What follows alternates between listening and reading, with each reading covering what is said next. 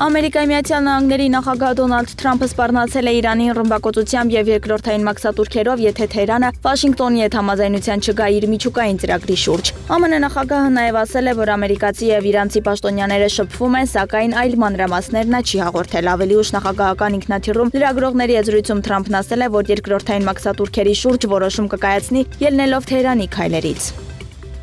Իրանի զինված ուժերը նախապատրաստել են հրթիռներ, որոնք կարող են հարվածել ԱՄՆ-ի հետ կապված դիրքերի այն բանից հետո, երբ ԱՄՆ նախագահ Դոնալդ Թրամփը սպառնացել է ռմբակոծել Իրանը միջուկային նոր համաձայնագիր չկնքելու դեպքում։ Ըստ պարբերականի մեկնարկի պատրաստ հրթիռները գտնվում են երկրի ամբողջ տարածքով մեկ տեղակայված ստորգետնյա օբյեկտներում եւ նախատեսված են ավիահարվածներին դիմակայելու համար։ Թեհրանը հայտարարել է, որ ԱՄՆ-ի հետ ուղիղ բանակցություններ չի վարի առավելագույն ճնշման քաղաքականության եւ ուժերի կիրառման սպառնալիքի պայմաններում։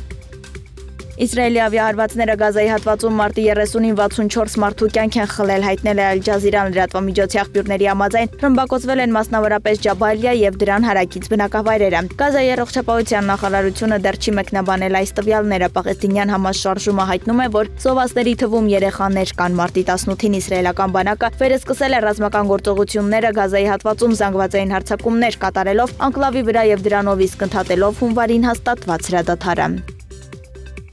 ԱՄՆ նախագահ Դոնալդ Թրամփը հայտարարել է, թե Ուկրաինայի նախագահ Վոլոդիմիր Զելենսկին ցանկանում է դուրս գալ օգտակար հանածոների գործարքից։ Թրամփը սպառնացել է Զելենսկին մեծ խնդիրներ կունենա, եթե դուրս գա գործարքից։ Բլումբերգը նշել է, որ ԱՄՆ-ն ձգտում է վերահսկել բոլոր ապագա ներդրումները Ուկրաինայի ենթակառուցվածքներում եւ հանքային ռեսուրսներում, եւ եթե համաձայնագիրը ստորագրվի, ԱՄՆ-ն հսկայական լիազորություններ կստանա վերահսկելու ներդրումները ճանապարհների, երկաթուղու, նավահանգիստների, հանքերի, նավթի, գազի եւ կարեւոր օգտակար հանածոների արդյունահանման նախագծերում։